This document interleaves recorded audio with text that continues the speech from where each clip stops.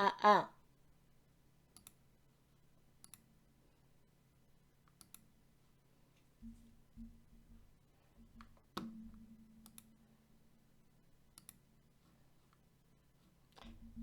안녕하세요. 오늘은 인공지능을 활용하여 코로나 확진자 수를 예측할 수 있는 모델을 만드는 방법, 예측 모델 만들기를 배워보도록 하겠습니다.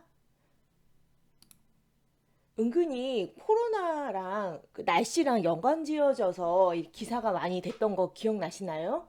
뭐 막판에는 날씨랑은 상관없이 여튼 막 일파만파 번졌지만 초반만까지만 해도 여름철에는 코로나의 기세가 꺾인다는 등 날씨랑 관련해서 기사문이 많이 나왔는데요. 습하면 비말이 5m까지 튄다든지 날씨가 좋으면 바이러스가 더 많이 퍼진다든지 이런 식으로 기사가 나온 걸로 봐서 혹시 날씨와 확진자 수하고 관계가 있지 않을까 하는 생각이 들어요. 알아볼까요?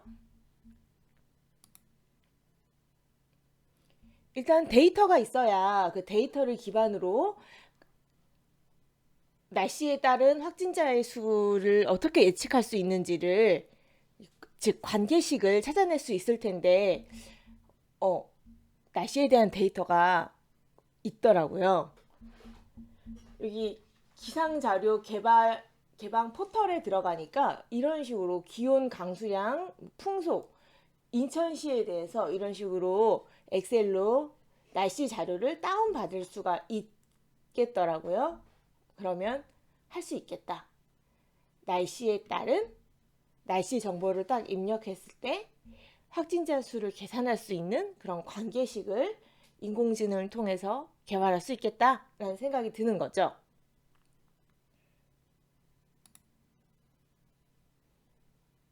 우리가 이제 하고자 하는 게 분명해졌으니까 문제를 보다 구체적으로 정리해 보면 그래, 그냥 막연하게 날씨라고 하지 말고 날씨 중에서도 코로나랑 연관이 있을 것 같은 거 그리고 데이터 수집이 가능한 것들을 쌤이 봤더니 일단 기온 그리고 일단 비말이 번지는 이게 확진하고 그 감염하고 연관이 있을 것 같으니까 풍속도 한번 넣어보고요.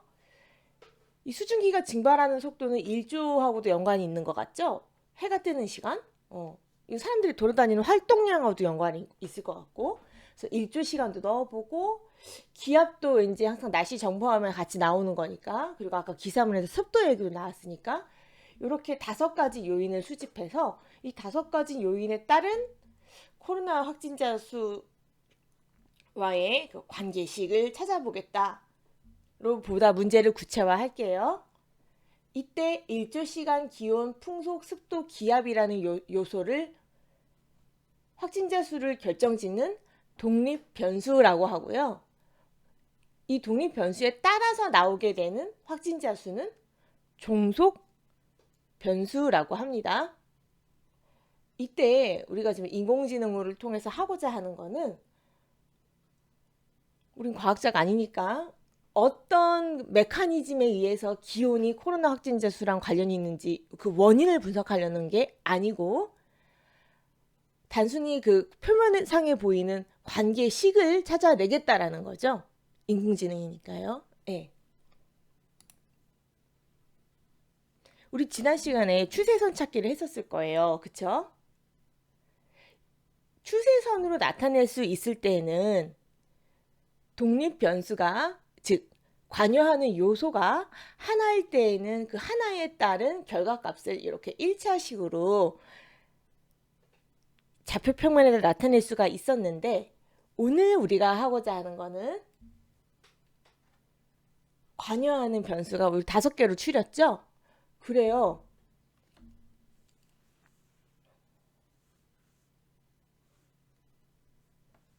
지난 시간까지 이렇게 1차식으로 할 수 있었다면 변수 하나에 대한 1차식으로 식을 정리할 수 있었다면 오늘 우리가 하고 싶은 것은 변수가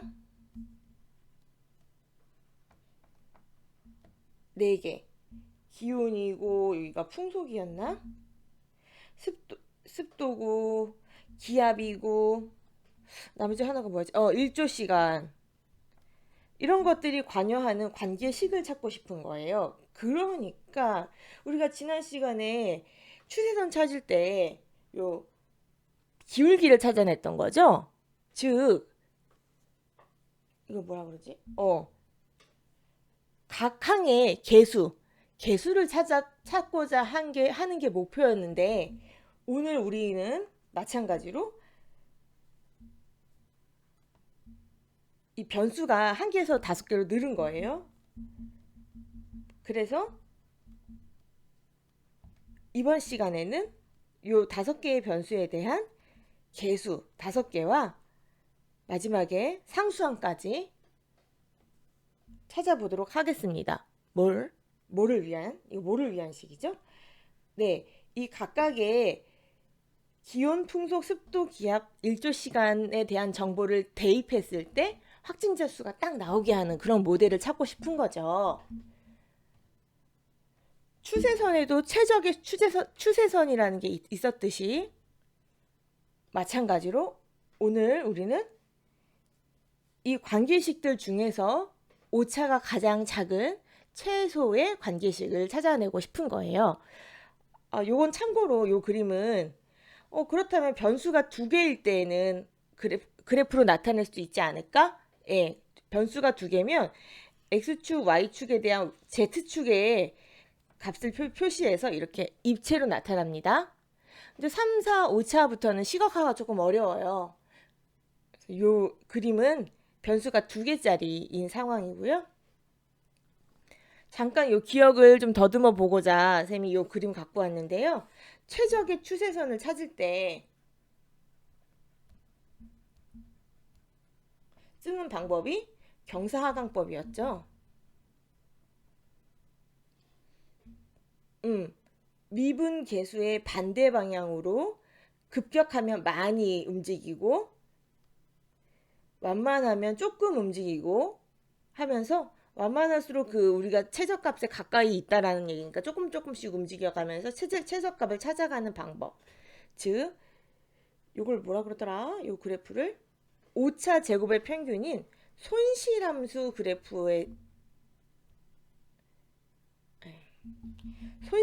그래프의 최소값을 찾을 때 미분 계수가 0이 되는 요 지점까지 내려가는 방법. 우리 그런 거 공부했었어요.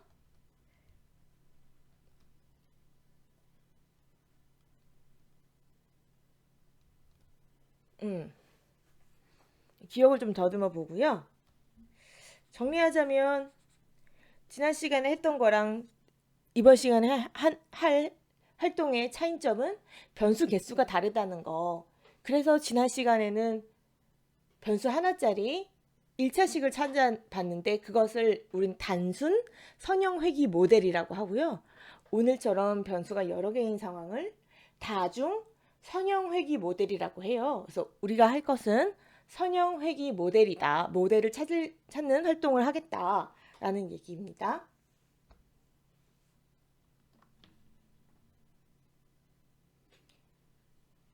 코딩은요. 우리 오늘 콜앱을 활용할 건데요. 컴퓨터 성능에 상관없이 파이썬을 굳이 설치하지 않아도 온라인상에서 구글의 서버 공간을 활용하여 코딩을 할 수 있게 구글에서 서비스를 제공하고 있어요. 검색창에다가 구글 콜앱 검색하기 전에 로그인을 먼저 구글 아이디 로그인을 해 주시고요. 그 다음에 구글 콜앱을 검색하게 되면 콜래보레터리에 오신 것을 환영합니다 라는 이 메시지가 뜰 거예요. 맨 위에 요거 타고 들어가면 보이는 창이 다음과 같습니다. 그래서 요런 창이 보이게 되면 오신 것을 환영합니다. 그 바로 밑에 파일 누르고 새 노트를 누르면 작업을 시작할 수 있는 창이 떠요. 그렇게 해서 우린 콜앱을 활용해서 코딩을 하겠습니다. 코딩 시작하기 전에 요거는 수행평가랑 무관한데요.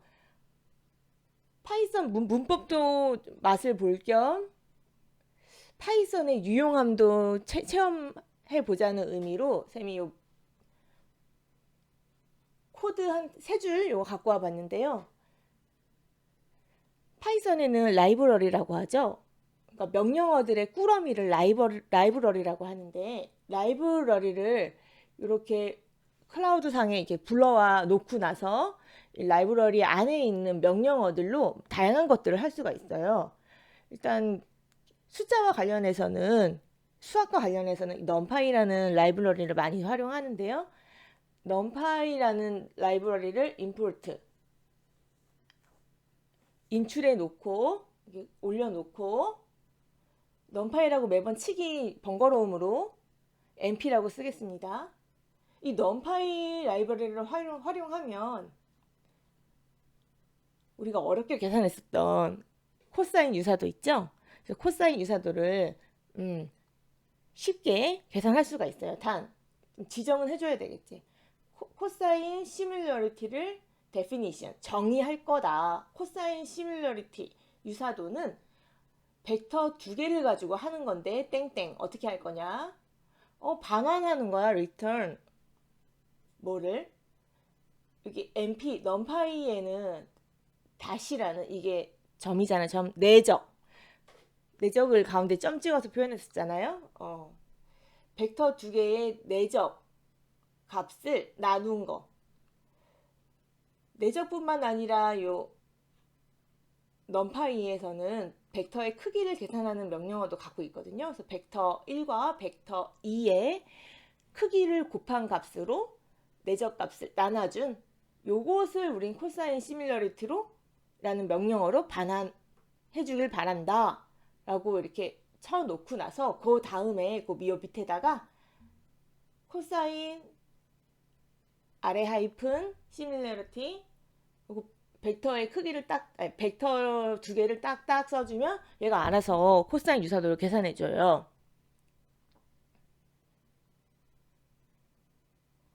요거는 이제 여러분들 제출하는 코드에 없어도 됩니다. 아무튼 파이썬으로 이런 걸도 할 수 있다. 코사인 유사도 쉽게 계산할 수 있다. 라는 얘기를 하고 싶었고요. 자, 그럼 이제 본격적으로 들어가겠습니다. 우리 문제는 정의가 됐죠. 뭘 하고 싶은지에 대해서는 지금까지 선생님이 좀 상세하게 설명을 했고요. 이제 본격적으로 데이터를 준비해 볼 건데요. 데이터가 준비되면 전처리를 하고요. 그래서 세팅을 하고 모델을 설계하기 시작합니다. 그래서 모델을 설계한 후에 학습시키고 평가하고 사용까지 해보는 우린 요 절차대로 따라가 볼게요. 너무 힘들었어요, 선생님. 요 데이터를 은근히 우리한테 딱 맞는 약간 정제된 요런 데이터를 찾기가 어렵더라고. 선생님이 한 4일, 5일 뒤져봤나? 겨우 찾았네. 보건복지부 홈페이지를 들어갔는데요. 보건복지부에서 조사한 이 자료를 가져다가 네이버에서도 공개하고 구글에서도 공개하고 이게 가장 기초 자료더라고. 선생님 보니까 보건복지부 홈페이지 들어가면 여기 다운로드가 가능해요. 지금까지 확진자 시도별로 성별로 이렇게 정리된 엑셀 파일 안에 여러 가지 시트로 해가지고 좀 방대한 양의 자료가 담긴 파일을 다운받을 수가 있는데요. 받아서 쌤이 딱 열어보니까 너무 상세하게 돼 있더라고. 얘는 3번째 시트인가? 아무튼 그래요. 시트는 시도별로 당일에 발생한 확진자 수, 이거 누적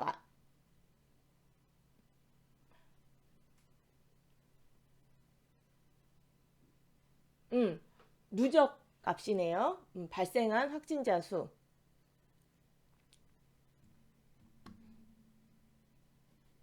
를 이렇게 정리가 되어 있는데요. 언제부터 되어 있냐면 선생님 보니까 2020년 1월 20일부터 되어 있더라고. 2020년 1월 20일 0명으로 시작하는 그 데이터가 있더라고요. 2020년 1월 20일이 언제예요? 맞아요. 그때 막 한창 우한 폐렴이라고 공개되면서 코로나가 막 발병할 그 시기부터 지금까지 데이터가 다 들어있어요. 요거를 다운을 받았고요. 됐다. 확진자 수는 알았으니까 이제 날씨 정보를 얻으러 갈까요? 날씨는요. 기상청 기상자료 개방 포털에 들어가서 선생님이 구했는데요. 인천의 확진자 수를 알았으니 인천 좀 구체적으로 인천 날씨를 알아봐야 되겠죠? 거기 접근이 가능하더라고. 기상관 측에서 인천에 들어가 봤더니 날씨 정보도 굉장히 여러 가지가 있는데 일단 매일마다의 자료가 필요한 것 같아. 우리가 확진자 수를 매일마다 집계된 자료가 있으니까. 그래서 일 자료 형태를 잡아서 2020년 1월 20일부터 선생님 요거 만들 때까지만 해도 좀 시간이 좀 지나가지고 6월 7일까지의 자료를 다운을 받을 수가 있게 돼 있더라고요. CSV 파일로 선생님 다운을 받았는데요. 이런 식으로 정리가 돼 있어요. 인천 지점에 그 날에 평균, 선생님 아까 보고자 했던 게 그랬었죠? 평균, 풍속, 습도, 기압, 일조시간. 이렇게 클릭 탁탁탁 해가지고 요 정보만 싹 조회해서 다운을 받아놨고요. 여러분들은 그냥 가져다가 쓰면 됩니다. 너무 어려웠어요. 일단 자리를 찾는 거가.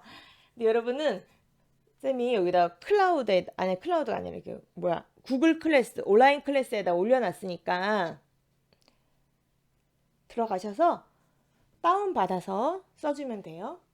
바탕화면에 다운받았다가 콜앱에서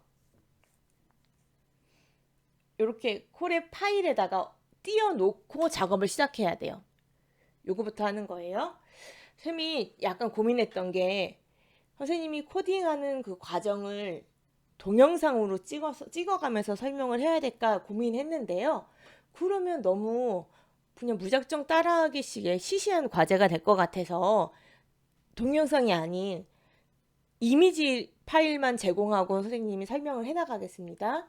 이 구글 콜앱에 들어가 보면요. 이렇게 작업하는 파일을 띄워놓을 수 있게 요런 아이콘이 있어요. 요 아이콘을 클릭하고 업로드 버튼이 있죠. 요게 지금 안 보이면 조금만 기다려주세요. 1분 정도 기다리면 나타나더라고요. 요거 클릭하고 다운 받아놨던 요 파일 두 개를 요렇게 띄워놓은 상태로 코딩에 들어가는 거예요. 데이터 분석에 활용되는 라이브러리는 판다스라고 하는 건데 판다스 먼저 띄워놓을게요. import pandas 다 쓰기 힘드니까 pd라고 쓸 거고요. numPy 아까 수학 계산 관련해서는 numPy 라이브러리 많이 쓴다 그랬죠? 이것도 같이 지금 import 해놓고 시작합시다. numpy는 np라고 부를 거예요. 자, 그러고 나서 정보를 가져와야 되는데 데이터를 이제 가져다 놔야 되는데 아까 우리가 올려놨었던 날씨 정보 weather CSV 파일과 코로나 CSV 확진자 CSV 파일을 먼저 읽어다 놓을 건데요. 이 파일의 내용을 우리는 weather라는 데다 넣어 놓고 코로나라는 이름으로 넣어 놓도록 하겠습니다. 이렇게 CSV 파일을 읽는 것도 이 판다스라는 라이브러리 안에 있는 명령어로 하는 거기 때문에 pd.read -csv 하고 땡땡 치면은 이제 빨간색으로 바뀌면서 파일 이름명을 입력할 수 있게 되어 있고요. 인코딩 이거는 뭐냐면 이 엑셀 파일 내에 일자 확진자 수 뭐 이런 식으로 한글이 들어가잖아요. 근데 이 파이썬은 한글을 잘 못 읽기 때문에 한글이 들어 있어요 라는 그 기호를 표현을 해준 거예요. 기호로 깨지지 않도록 한글이. 자, 여기까지 해놓고 여러분들 그 패턴에 맞춰서 동영상 끊어가면서 다시 보기도 가능하고 그 본인 진도에 맞춰서 따라오세요. 쌤이 아까 이거 안 보여줬네요. 선생님이 다운받았다는 CSV 파일을 열어보면 이런 내용으로 되어 있어요. 일단 코로나 파일은 일자 2020년 1월 20일부터 쭉 정리된 건데 인천 한 명으로 시작했네. 인천이 스타트를 빨리 끊었네. 대박. 전국에서 인천이 먼저 발생했다라는 거네 지금. 총 합계 1위 우리 인천 거네. 아무튼 이렇게 확진자 수가 정리되어 있고요. 쌤이 요거 전처리 조금 한 거예요. 보니까 이 찍찍 그런 거 있잖아. 하이픈 이거 영명을 표시하는 건데 이 하이픈이 숫자가 아니니까 이 오류가 나더라고요. 그래서 인천만 셀 서식으로 이게 숫자 형식으로 다 바꿔줬어요. 하이픈을 0으로. 나머지 서울, 부산, 대구 이런 건 안 쓸 거잖아요. 우리가 요 인천 열만 쓸 거잖아요.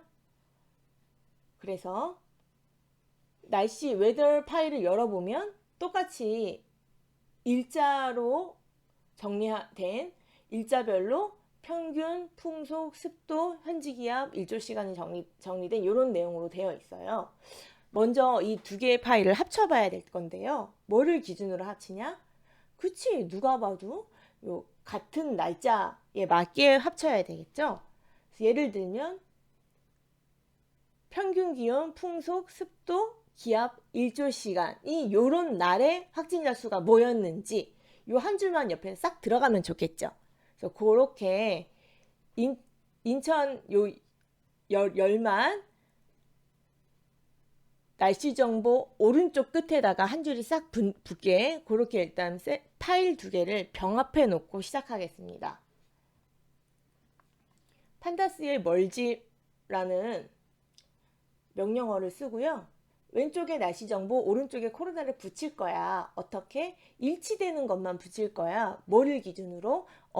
일자와 오른쪽에 붙이는 거에 일자가 똑같이 일치되는 걸 기준으로 하고 요 merge, 병합, 이렇게 병합한 것을 우린 데이터라고 명칭할 거야. 잘 들어갔나 볼까? 데이터 해서 보면 이렇게 나와요. 아, 그렇구나. 이 코로나 파일에 있는 모든 시도 파일이 다 붙어버렸구나.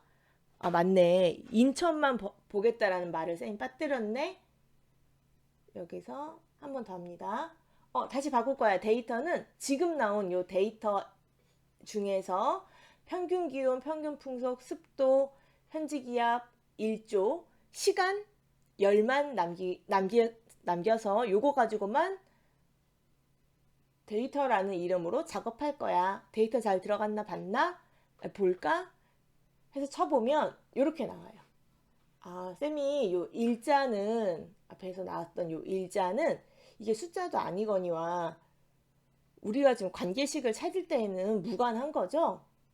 그래서 일자 요 열도 빼버렸어요. 딱 필요한 것만.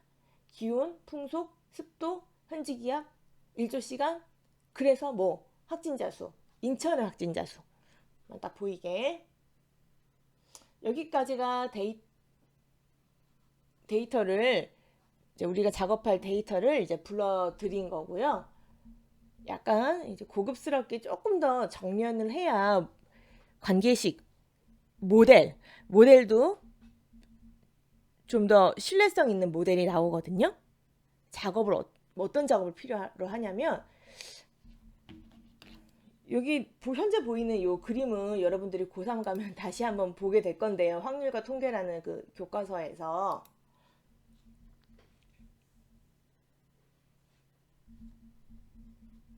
데이터 정규화라는 걸 해야 되거든요. 하는 목적을 먼저 얘기해 보면 봐봐 얘들아. 이게 기온은 도시라는 단위를 쓰고 풍속은 미터 퍼 세크를 쓰고 습도는 퍼센트를 쓰고 단위가 다 다르잖아요.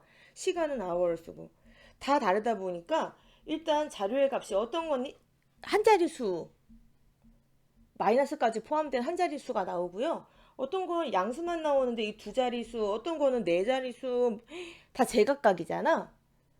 그러니까 우리가 여기에 대한 그 관계식 W1 개수, W2 개수, W3 요 관계식을 찾을 건데 이 숫자 그대로 가게 되면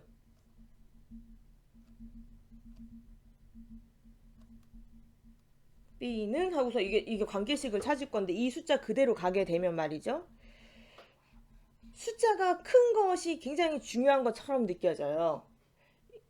이 숫자가 팍팍 변하는 것이 굉장히 중요한 요인처럼 그런 관계식이 찾아내진다는 거죠. 단순하게 단위가 커서 그런 것일 뿐인데 이 문제를 예방하고자 단위 때문에 유독 하나의 변수가 작용하는 영향력이 확대 해석되는 것을 예방하고자 데이터 정규화를 하는 건데요.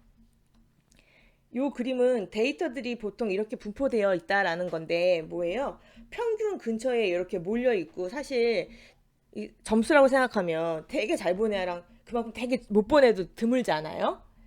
양 끝으로 갈수록 드물게 개수가 몇 개 안 되고 주로 이 평균 근처에 머문다라는 걸 표현한 그림인데요. 여기서 착안해서 우리가 기온, 풍속, 상대수표를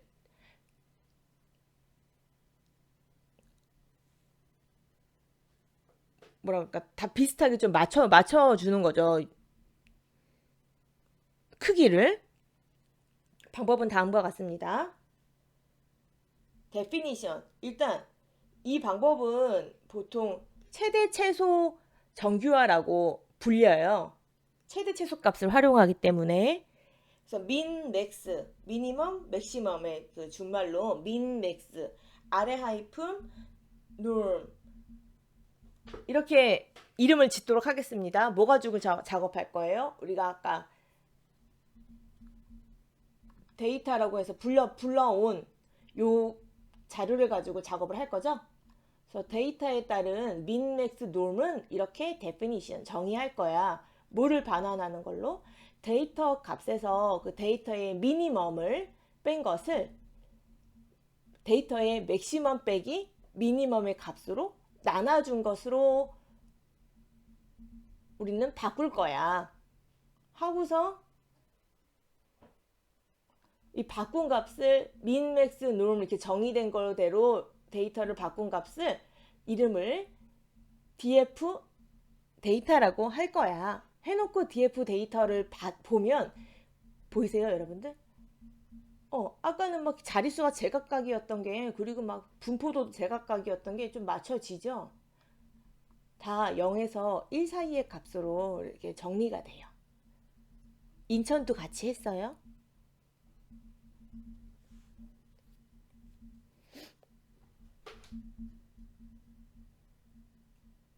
자, 그럼 다시 좀 더 자세하게 설명을 하자면 이런 계산들이 그래서 뭘 나타내는 거냐면 자료의 값이 있잖아요. 이 자료의 값이 이 자료 중에서 가장 작은 값하고 미니멈하고의 차이를 계산해. 얼마나 떨어져 있냐 보는 거죠. 최소 값으로부터 얼마나 떨어져 있나 보는데 이 값이 데이터 빼기 미니멈 요 값이 이 자료의 분포 즉 최대값 빼기 최소값 최대값에서 최소값을 뺀 이 자료의 퍼짐 정도에 비례했을 때 몇 분의 몇에 해당되는지를 찾겠다는 거죠. 이해되시죠?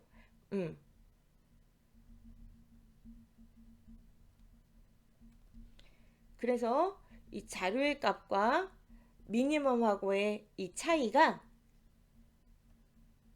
최대값 빼기 최소값에 비례했을 때 차지하는 정도 비율에 대한 비율 최대값 빼기 최소값에 대한 비율로 이 자료의 값을 다 바꾸겠다는 거예요. 그러니까 다 0하고 1 사이의 값이 나올 수밖에 없는 거지.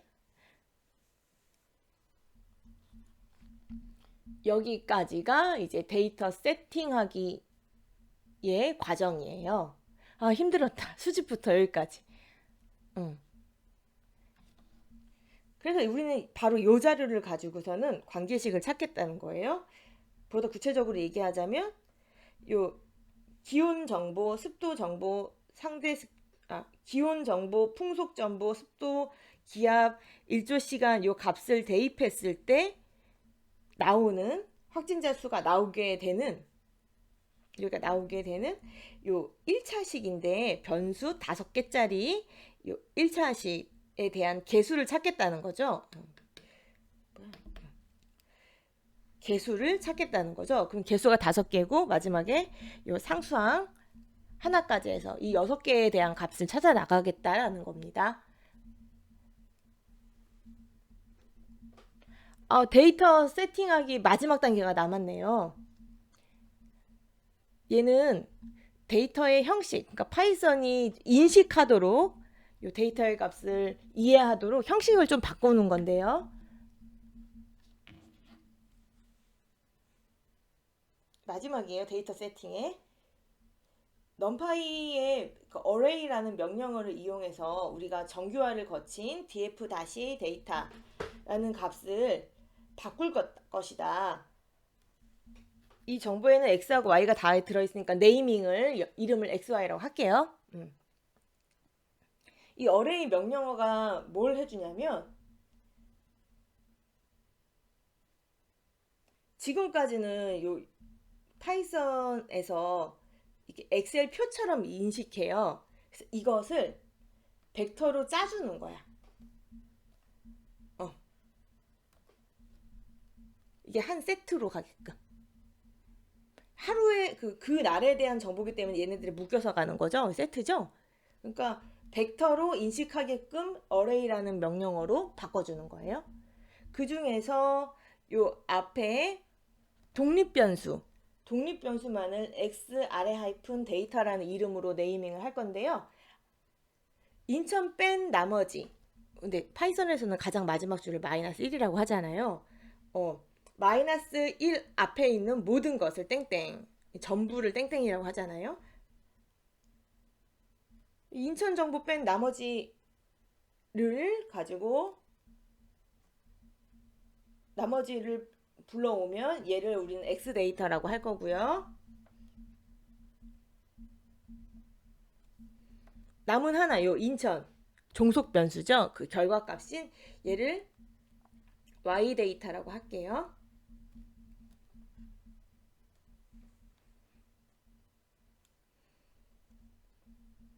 마이너스 1하고 땡땡 하면 마이너스 1부터 뒤에까지니까 하나밖에 해당이 안 되겠지. 그치? 이렇게 할게요. 그리고 input dimension, output dimension 이라는 이름으로 우리는 숫자 5하고 숫자 1을 정의를 해놓고 시작할 건데요. 요건 이따가 어디다 쓰이는지 이따가 나오면 다시 설명할게요. 일단 input 디멘전이 뭔지 몰라도 좀 왠지 알 것 같죠? 네, 5개. output 디멘전은 1개. 벡터에서 차원을 디멘전이라고 하는데, 차원이라고 하는 거는 그렇지, 이 벡터가 몇 개의 요소로 이루어져 있는지를 우린 차원이라고 부르거든요. 그러니까 x 데이터의 차원은 인풋이 되는 x 데이터의 차원은 5개고 아웃풋 결과값인 아웃풋에 대한 차원은 하나가 되는 거죠. 자, 우리가 이렇게 바꿨을 때 잘 들어갔나 확인차 한 개만 맨 위에 거 한 개만 보여줘봐 라고 해보면 여러분들 지금 이거 명령어 치면서 따라오고 있어야 돼요. 중간중간 끊어가면서 속도 맞춰서 하세요. 그래서 맨 앞에 것만 하나 보여줘봐 하면 얘가 잘 읽었네요. 벡터로 잘 짜가지고 딱 이렇게 대괄호 쳐가지고 불러주네요. 첫 번째 y값도 네, 잘 들어갔어요. 선생님 뭐예요? 완전 다른데요? 그래서 요건 잠깐 얘기해 주고 싶은 게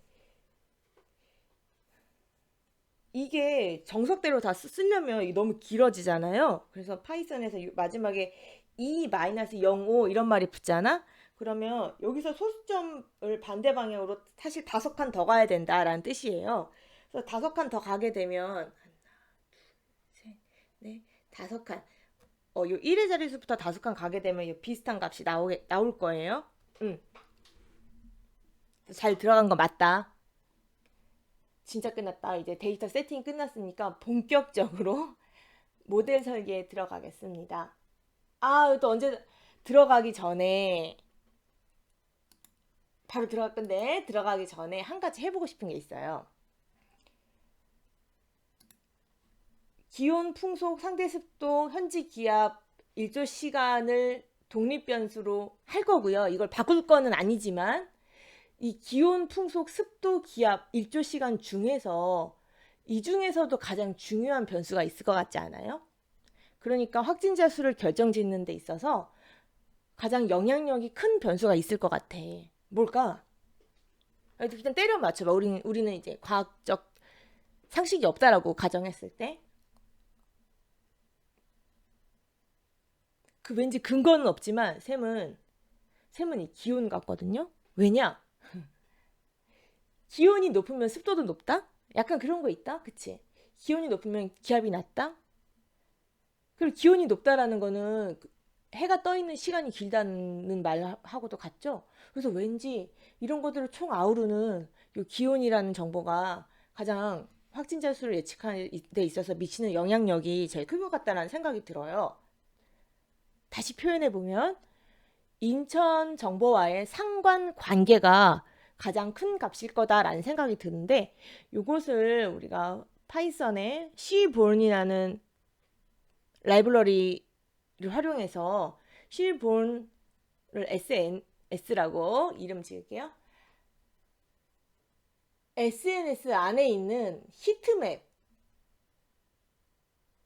명령어로 이렇게 그림으로 표현해 볼 수 있거든요. 이거 되게 예쁘지 않아? 적외선 카메라로 좀 본 것 같은 느낌 안 들어요? 그래서 히트맵 보게 되면 일단 이 히트맵 적용하려면 우리가 지금 최종적으로 자료 정리한 게 어디에 들어가 있죠? X 아래 데이터, 아래 하이픈 데이터, Y 아래 하이픈 데이터에 들어가 있고 그 DF 선생님 다시라 읽을게. DF 다시 데이터라는 것도 우리가 이렇게 정규화 거친 걸 정리를 해놨고요. DF 다시 데이터를 요 히트맵을 그리기 위해서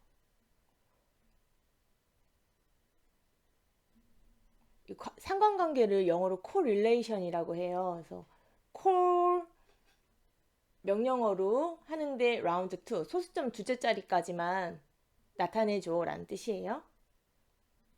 해서 이렇게 해보면 이 명령어를 쳐보면 그림이 하나 이렇게 나오는데 해석하는 게 더 중요해요. 이 그림은 한글이 깨지지만 여기 다행히도 단위가 적혀져 있어서 단위가 없는 이 값이 확진자 수겠지. 확진자 수가 나머지 변수하고 상관이 어느 정도 있는지를 색깔로 그리고 숫자로 소수점 두째짜리 숫자로 이렇게 딱 보여주는데요.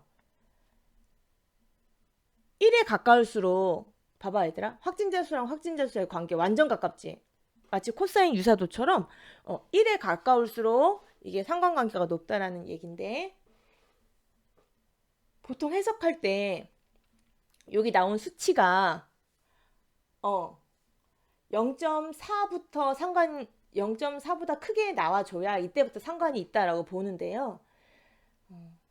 약간 좀 우리가 터무니없었나 봐. 네. 가장 높은 게 0.2가 안 되네요. 그래도 이 중에서는 우리가 오늘 모델을 짜긴 하겠지만 예측률이 떨어지긴 하겠다. 그치? 그렇지만 이 중에서는 그래 쌤이 예상한 대로 예. 여기 기온하고 가장 상관관계가 높게 나오네요.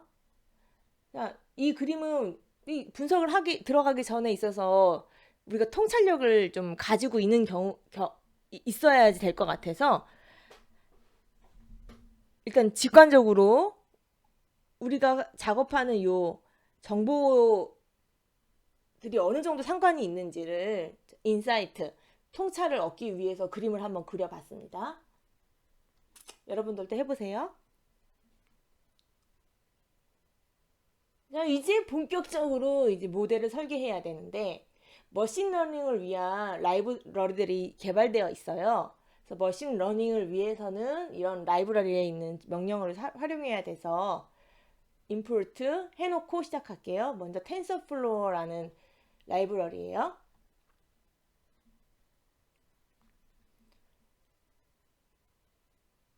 그러고 나서 우리가 이제 개수들의 모임, 그리고 맞아, 이거 상수항을 먼저 만들어내야 되는데 기억나시나요? 우리 추세선 찾을 때 기울기를 몰라서 기울기를 찾자라는 게 최적의 추세선을 찾는 경사하강법이었는데요. 어디서부터 시작하지? 아니, 최적의 값을 찾아 나가는 건 맞는데 어디서 시작하지? 되게 랜덤하게 정했어, 그 자리는. 처음에는. 결과값만 좋으면 되니까 어디서 시작하든 좀 어디서 시작해야 될지도 모르겠고요. 그쵸? 그래서 랜덤하게 정해놓고 학습을 통해서 최적의 값을 찾아 나가는데요. 마찬가지입니다. 텐서플로어에 랜덤으로 불러오는 이 함수 있거든요. 아까 input dimension 우리 뭐라고 약속해놨지? 5개, 그치? 5개짜리를 개수 5개짜리를 랜덤하게 일단 정해놓고 시작하자. 상수항도 모르니까 랜덤하게 하나짜리를 이거 아웃풋 1이었죠? 정해놓고 시작하자. 자료의 형식은 이 플로어 30이면은 소수점은 32번째짜리까지인가 뭐 그런 의미. 아무튼 숫자란 뜻이에요. 잘 들어갔나? W 한번 인출해 볼게요. W 하고 요 재생 버튼 누르면은 그 실행이 됩니다. 매번 할 때마다 눌러주면서 실행 시켜놓고 다음 단계 넘어가고 이런 식으로 해주세요. 딱 눌러보면 W 잘 들어가 있네요. 랜덤하게 5개짜리를 이렇게 부르는데 왜 위에다가 요 1을 썼냐면 지금처럼 각각이 독립적으로 따로 움직이게 하려고 이렇게 각각 대괄호를 한 개씩 대괄호 안에 값 하나가 들어가게끔 해서 짜지는 거예요. 5개 잘 불러드렸습니다. 랜덤하게.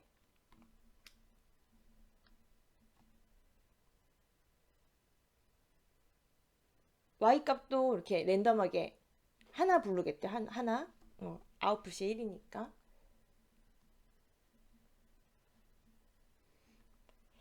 자, 그리고 해서 우리가 불러낸 이 값들이 무슨 역할을 하는 건지를 정의를 좀 해줘야 되는데요. definition. predict라는 이름으로 우리 약속하자. predict는 이게 예측하다라는 뜻을 가진 단어잖아요. X 데이터를 가지고 예측하는데 아까 X 데이터 잠깐 보자면 기온, 풍속 뭐 그런 거였어. 습도 이거 일조 시간 이거 왜 안 헤어지지? 풍속, 습도, 현지기압 중간계 현지기압 현지기압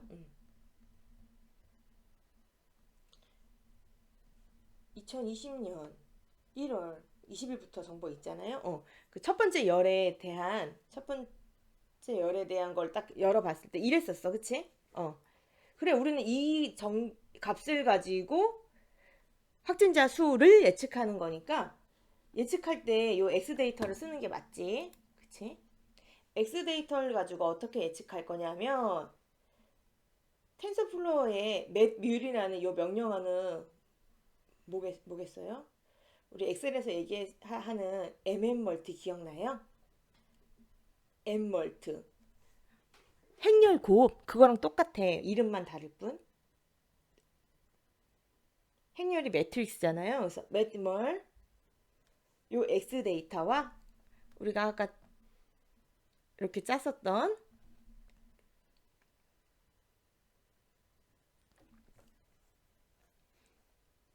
요 W 데이터 세로로 표현되게끔 했어요. 요 1이라는 요거는 이제 세로로 밑으로 쭉 내려가게끔 표현해라라는 얘기거든요. 세로로 표현되게 했어요. 그래서 이 두 개를 행렬 곱하는 거야. 만나볼까요? 우리 하고 싶은 게 그거잖아. 기온 곱하기 개수. W1 W1이라 할게. 얘랑 곱하고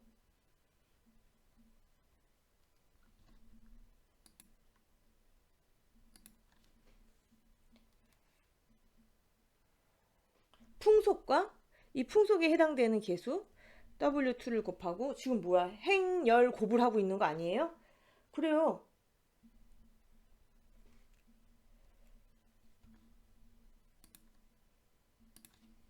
요 각, W3와 세 번째 계수 습도와 이 습도에 대한 계수 곱하고 그래서 이런 것들을 쭉 더하겠다는 거니까 행렬 곱하고 있는 거 맞죠? 행렬 곱을 한 다음에 마지막으로 요 상수항을 더해준 그 값으로 예측을 하겠다 라는 거예요. 그런 식으로 나는 이 W랑 B를 쓰겠다 라고 이런 식으로 predict라 하고 predict를 보여주는 예측값을 보여주는 요 함수를 definition 정의하고 시작하겠습니다.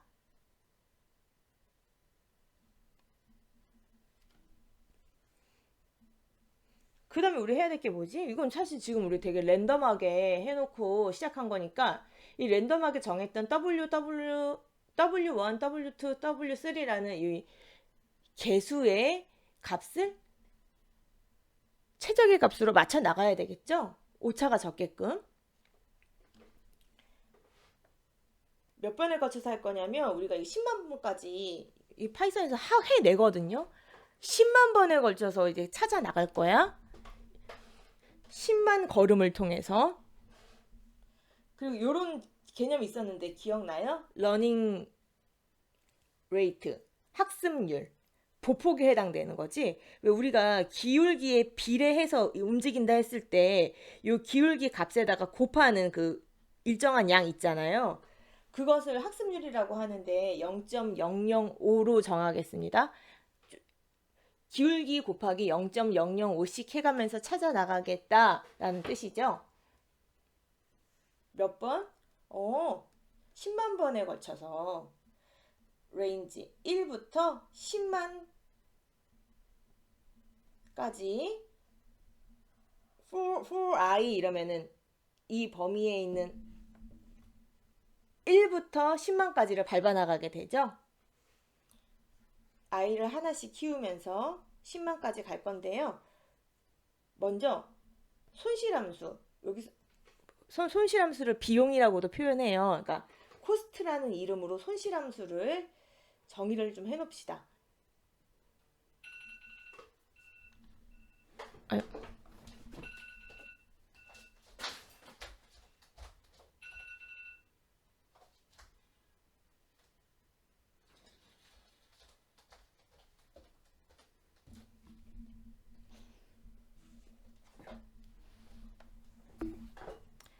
손실함수가 뭐였더라? 예측값에서 실제 값을 뺀 오차의 제곱의 평균이죠. 이게 손실함수인데 이 텐서플로우라는 그 라이브러리에는 이런 명령어가 있어요. 미분계수를 찾아줘. 되게 좋죠?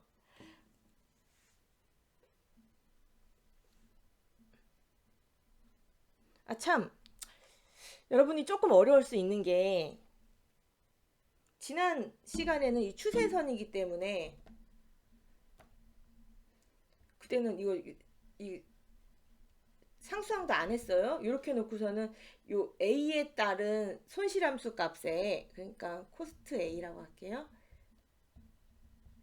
얘가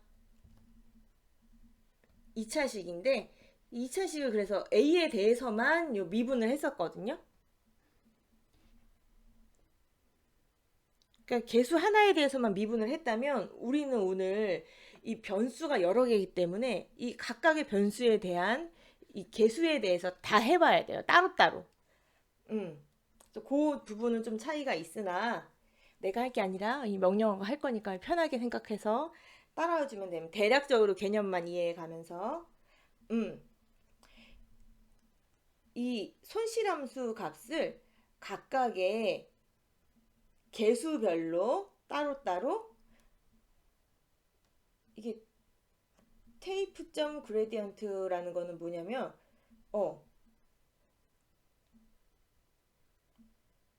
미분을 하는 명령어예요. 미분을 해가지고 미분된 값을 W 다시 grade, B 다시 grade 이렇게 이름을 붙일게요. 그래서 이렇게 미분된 값을 가지고 뭐 하냐면 똑같아. 얘들아, 경사하광법하고 똑같아. 요 미분 값에 비례하게 움직여 주는 거죠. 그러니까 대략적으로 쌤이 설명하자면 먼저 이 최적의 W1을 찾아. 얘를 찾기 위해서 조금 움직여. 가봤더니 이제 W1은 된 것 같고 괜찮은 것 같고 W2를 어떻게 정해야 될까? 이제 W2에 대한 최저값을 찾아 나가. 움직여. W2도 좀 그럴듯한 거를 찾은 것 같아. 최적의 값이 나오도록. 그 다음에 W3를 찾아. 이런 식으로 하면서 움직여 나가겠다라는 거거든요. 네. 근데 움직일 때 요 미분된 값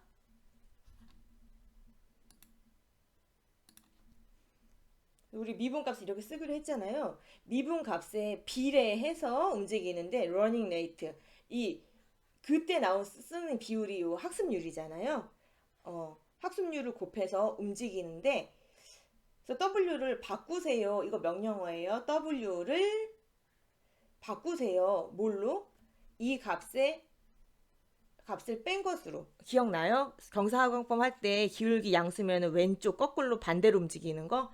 그래서 뺀 값으로 움직이세요 라는 식으로 W하고 B를 재설정해 줄 수 있게 합니다. 이런 식으로 한 스텝씩 넘어가다 보면 각각의 개수가 변수들에 대한 개수가 그럴싸해지는데요. 잘 하고 있나 우리가 학습 과정을 지켜볼 필요가 있어서 요 나오는 그 다음 줄은 근데 내가 보고 싶다 해서 정한 건데요. 이게 1부터 10만까지 가는 과정을 다 보려고 하면 이거 계속 넘어가요. 마치 홈플러스 가서 100만원 쓴 것 같은 느낌으로 영수증이 나오는 그 느낌으로 간단 말이야. 다 볼 수가 없으니까 우리가 1000 단위로 끊어가면서 보겠다라는 뜻이에요. 1000으로 나눈 나머지가 0이 되는 것들만 보겠다. 그리고 너 보여줄 때 프린트 보여줄 때 몇 번째 스텝인지 스텝 땡땡 하고 이 아이가 스텝을 나타냈잖아요. 하고 그때 손실함수 값을 보여주고 너 가장 마지막에는 그래서 나온 W의 값, 최종적인 W의 값, 그리고 또 그래서 나온 최종적인 B의 값은 너가 좀 보여줘봐 라는 식으로 명령어를 짜는 거죠. 이게 제일 중요한 대목인 것 같아요. 우리가 추세선 그리는 원리를 배운 이유는 이런 코딩을 하기 위해서인 거야. 그래서 짜잔 해보면 이렇게 스텝 10만인데 9만 5천까지 일단 갔네요. 9만 5천, 9만 6천에서 10만까지 가는 과정에서 손실함수 값을 보면 이게 더 이상 변화가 없지. 그러니까 최소의 값까지 갔다라는 얘기일 수 있어요. 갈 만큼 간 거야. 충분하게. 그 결과 나오는 W1부터 W5까지의 값은 다음과 같고요.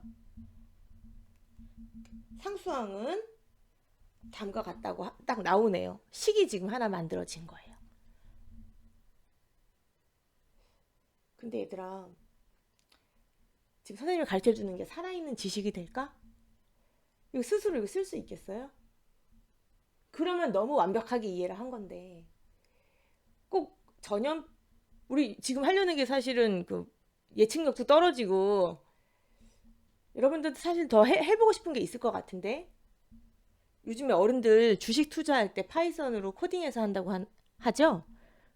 그 말인즉슨 옛날식의 주식 투자는 기업에 대한 분석을 했거든요. 그래서 탄탄한 기업을 찾아서 투자하겠다 이런 식의 정석적인 접근이었다면 요즘에는 기업이 뭐 하는지 중요하지 않아요.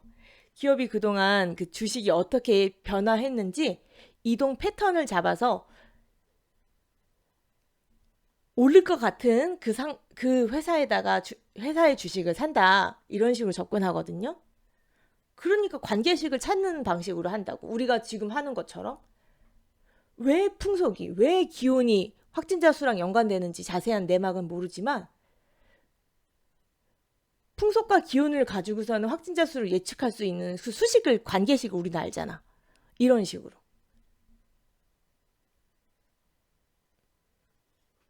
아무튼 그럴 때 여러분들이 한번 짜볼까? 관계식 만들어 볼까? 하면서 접근할 건데 그때 이게 생각이 나겠냐고. 쌤은 아닐 것 같거든요. 실제적으로 네, 이렇게 안 써요. 그래서 쌤이 다른 방법으로 다시 하나 소개를 해줄게요. 워낙 라이브러들이 잘 돼 있어가지고 그냥 남들이 만들어 온 코드 갖다 쓰면 되는데 일단 머신러닝 라이브러리 중에서 또 되게 대중적으로 많이 쓰는 게 사이킬런이라는 라이브러리예요. 얘가 움직이는 알고리즘은 다음과 같아요. 주어진 데이터를 가지고서는 학습을 시켜요. 그러니까 최적의 모델을 찾아 나가, 피트해. 그러고 나서 테스트를 해. 프레딕트 값을 보면서 이게 실제 자료로부터 떨어진 값, 그 오차를 계산해가지고 점수도 매겨. 이런 순서로 가는데 일단 scikit-learn을 쓸 거니까 이렇게 scikit-learn을 from 하고 import해서 불러오세요. 아, 참. 파이썬이요. 소문자, 대문자 구분해요. 그러니까 여기 대문자로 나와 있는 건 대문자로 써주세요. 그리고 요 linear regression이라는 요 단어는 알아야 돼. 우리가 오늘 하는 게 선형 회귀였던 거 기억나요? 변수가 여러 개니까 다중 선형 회귀다라고 쌤이 얘기했었는데 이 선형, 라인, linear 이렇게 영어로 선형이 linear거든요. 선형 회귀를 linear regression이라고 해요. 그래서 선형 회귀식을 지금 찾아라. 그거 하기 위해서 scikit-learn 뭐야 이거 라이브러리를 활용하겠다라는 겁니다. 자, 일단 이렇게 불러놓고요. 재생 버튼 눌러서 진행해 봅시다. 이 scikit-learn에서 머신러닝을 하려면 우리가 이건 아까 쌤이 쳤던 명령어인데 벡터로 짰었잖아요. 데이터를. 요 상태로 하면 안 되고 다시 처음처럼 처음에 우리 요 상태였잖아요. 요 상태로 돌아가서 다시 작업을 해야 돼요. 요 상태에서 할 수 있게 명령어가 구성되어 있기 때문에 그렇게 만들어져 있기 때문에 다시 df 데이터로 요 정규화한 것에서 인천열 뺀 드랍 시킨 나머지를 x라고 할 거야. 이름 달리하기 위해서 대문자 x 썼어요. 그리고 요 인철열만 y라고 할 거야.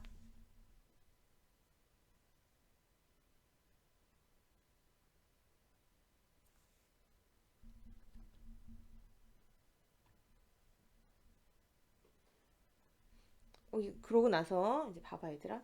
이제 끝났어.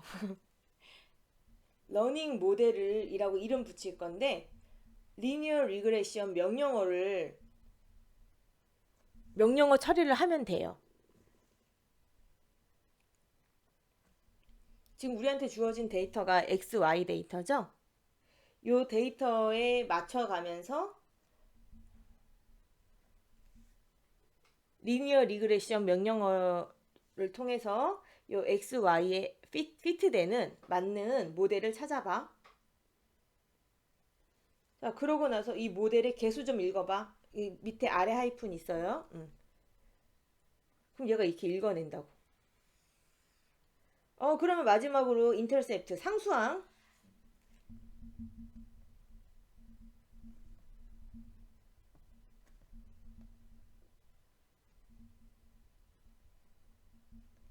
F가 두 개였던 것 같은데. 하나다 하나. 영어로 개수가 코에피션트예요. 그래서 코F 예, 개수. 그래서 마지막에 이 모델에서 나온 개수 불러봐. 상수항도 불러봐 하면 얘가 이렇게 부르는데요.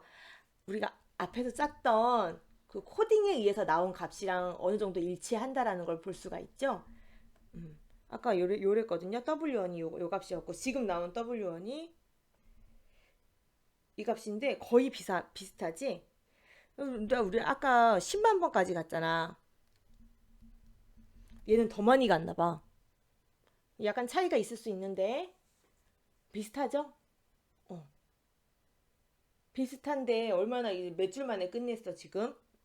이미 만들어 놓은 리니어 리그레션이라는 명령어가 있었기 때문에 몇 줄만으로 끝낼 수가 있는 거예요. 그리고 얘는 평가까지 해준다 그랬죠? 그래서 내가 만든 이 모델이 얼마나 잘 들어맞는지 평가하는데 우리는 아까 그래서 최종적으로 나온 이 값의 손실함수 값을 봤다면 이건 약간 숫자가 다르잖아요. 개념이 달라요. 여기서 얘기하는 스코어라는 거는 우리가 확진자 수를 딱 몇 명 맞출 수가 없잖아. 당연히 오차가 있을 수밖에 없죠.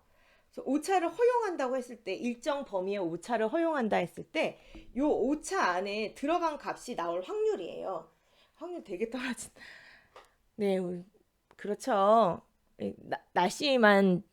날씨가 코로나를 결정하는 건 아니라는 거 우리 알고는 있잖아요. 막판에 확진자 막 생겼을 때 그때 한여름이었잖아. 날씨랑은 사실 상관없이 막 사람들의 행동 반경 이런 게 사실 더 중요했었지, 그치? 공휴일날 확 늘어나고. 그럼 문화적인 요소가 더 큰 것 같아요. 사회적인 요소가. 자연적인 요소보다는. 그래서 알고는 있었는데 그래도 생각보다 더 떨어지네요. 아, 참, 그리고 넘어가기 전에 우리 이제 모델은까지 만들어지는 것까지 됐는데 평가까지 했는데 마지막으로 실제에서 머신러닝 할 때는 지금하고 조금 다른 게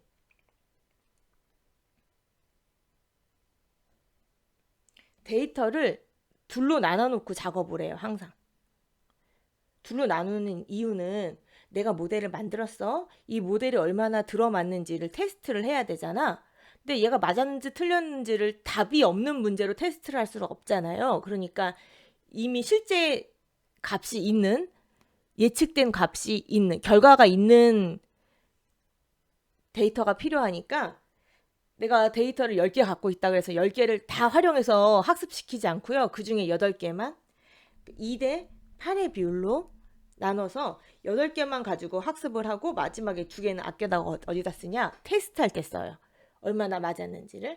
그래서 이 자료를 먼저 이렇게 잘라내는 작업이 스필트, 나눠놓는 작업이 있고 나서 나눈 다음에 이 트레인 데이터들만 가지고서는 위에 과정을 밟아요. 테스트할 때는 이 데이터 가지고 하고요. 이거 실제적으로는 이렇게 한다라는 걸 선생님 소개시켜주고 싶었어요. 자, 이제 뭐 남았죠? 마지막으로 그래서 우리가 만들어낸 모델을 한번 써먹어 봐야 될 거 아니에요? 예측률은 떨어지겠지만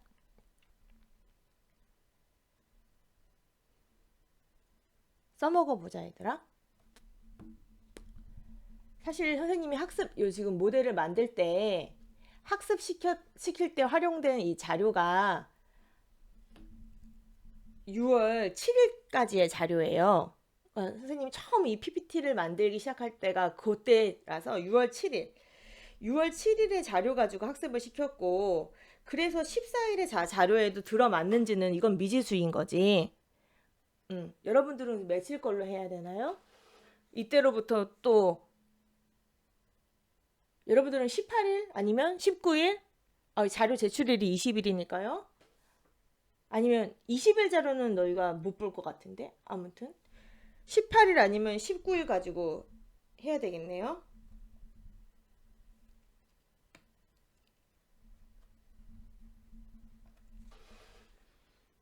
네, 여기 주소 있죠? 아까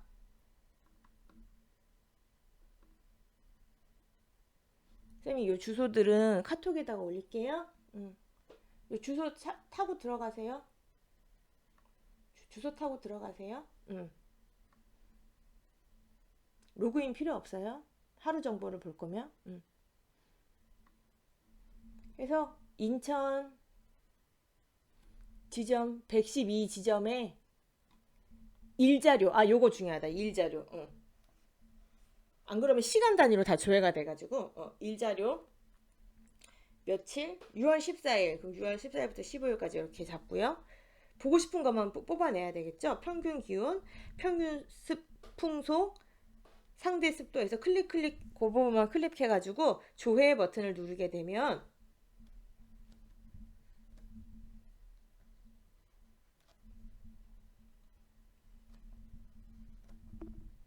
이렇게 딱 한 줄로 나오거든요.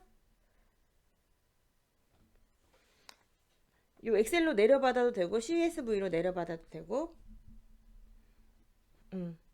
받아놓고 우리가 모델을 적용할 때 얘들아 여기 조금 쌤도 실수했는데 이 관계식은 사실은 요 들어가는 값이 정규화를 거친 값이잖아요. 그러니까 우리가 기온, 풍속, 습도를 이렇게 이 데이터를 얻었다고 해도 21.8로 바로 넣을 수는 없어. 정규화를 거쳐서 넣어야 되기 때문에 정규화를 하라고 쌤이 요거를 지금 창에 띄워놨어요. 정규화 어떻게 하는 거였더라? 민맥스 정규화. 이 자료의 값이랑 미니멈 하고의 차이를 계산해서 이 차이가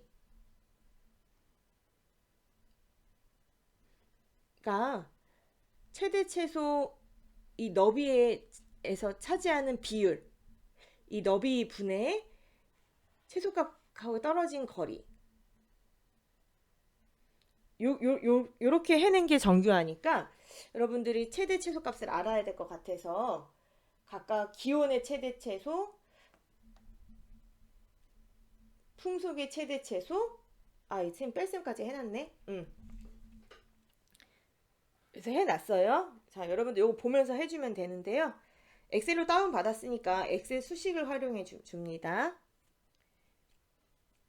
그래서 나온 최종적인 값을 요거를 대입을 해야 돼요. 엑셀 수식 이게 어떻게 나온 거냐면 일단 두 줄을 더 쳐 얘들아. 미니멈을 한 줄에다 딱 치세요. 쌤이 좀 여기다 찾아놓은 요 값 있죠?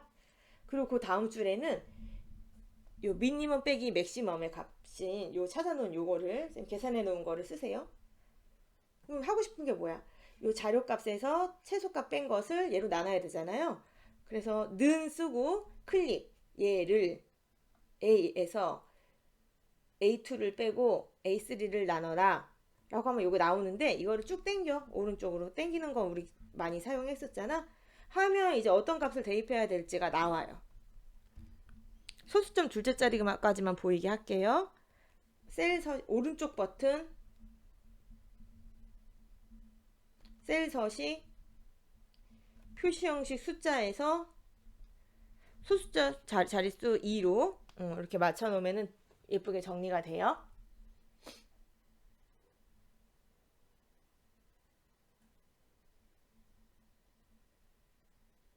이제 써먹어 보자 얘들아. 이 값을 파이썬으로 계산할 거예요.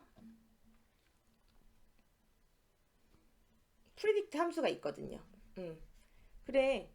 그래서 나는 이 값을 대입할 거야. 프레딕트. 그래서 예측할 거야 라는 거고 새로운 값이니까 x-new라는 이름으로 붙이고요. 이게 벡터 짤 때 얘들아 대괄호가 사용되고 지금 이 대괄호 2개 필요합니다. 이렇게 치세요. 안 그러면 오르나요?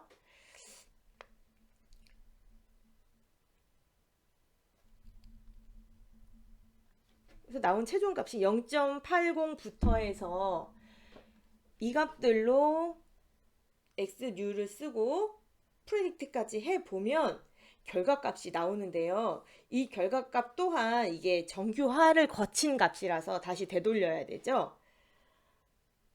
인천의 최소값은 이거고 최대 빼기 최소값은 이거거든요. 그러니까 얘는 이 과정을 거쳐서 실제 확진자 수에서 0을 빼고 이 32,965로 나누어진 값인 거죠. 그치? 다시 되돌려야 되니까 0.018437 이건 여러분들 숫자 다르게 나오겠지. 나는 6월 14일 걸로 했으니까 이 값에다가 다시 이거 이항해서 32,965를 곱하고요. 965를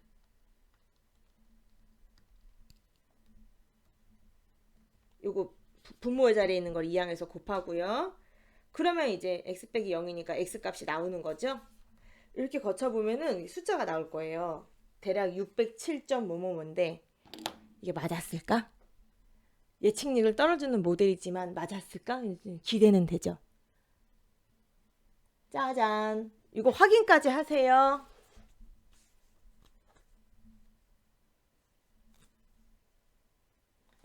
그래서 여러분들 코드 쌤한테 줄 때 코드와 더불어서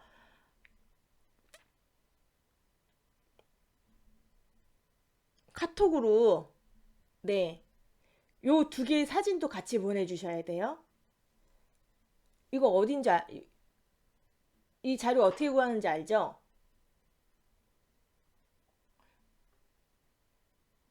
이건 보건복지부 홈페이지 들어가서 다운받으면은 두 번째 시트인가? 시도별로 정리된 거 있어.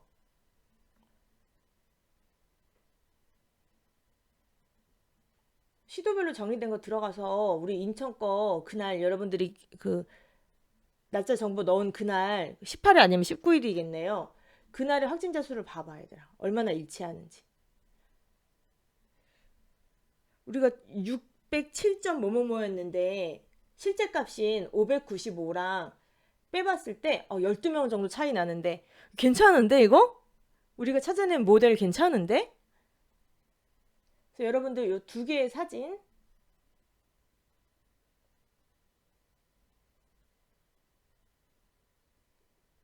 사진이 아니면 그냥 메시지로라도 예측값이 모였고 실제 값이 모여서 차이가 어떻게 났는지 요거 하나 같이 보내주세요.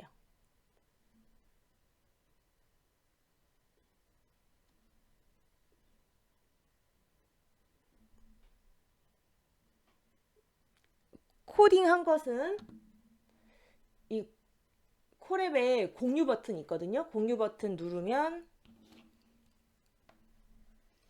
어떻게 공유하는지 나오는데요. 요건 링크가 있는 모든 사용자에게 공개로 바꿔주세요. 요걸로 해서 하고 링크 복사를 한 다음에 이 복사를 카톡으로 쌤 개인한테 이걸 단톡방에다 올리면은 다 보고 따라하는 수가 있으니까 이거 수행평가니까 카톡으로 쌤한테 20일까지 보내주는데요. 보내줄 때 사진이어도 좋고 말이어도 좋고 아무튼 그 예측값과 실제 값이 차이가 얼마가 몇 명이 나더라 라는 이런 얘기도 같이 덧붙여주면 좋을 것 같아요. 오랜 시간을 거쳐서 쌤이 지금 설명을 쭉 했는데요. 여러분들이 타이핑을 해가면서 코드를 쓰면서 본다고 치면 쌤은 지금 한 90분 설명했는데 중간중간 끊어가면서 해야 되니까 한 3시간 정도 걸릴 것 같아요. 3, 4시간? 길면?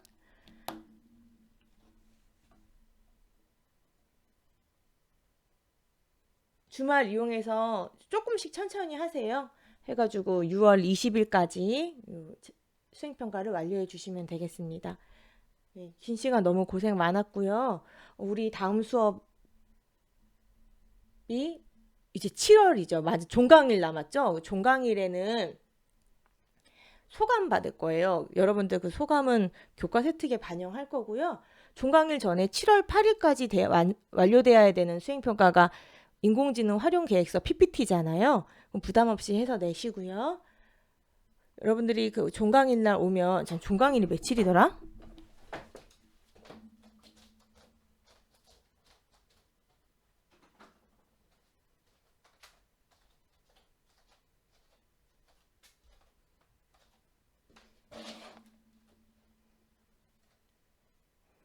7월 16일이네요. 7월 16일 날 오게 되면 그 수행평가 채점한 그 결과 확인도 하고 소감 받고 수업은 안 하고 그냥 바로 보낼 거예요. 그래서 우리 종강일 날 뵙겠습니다. 7월 16일 날. 오늘 고생 많았습니다.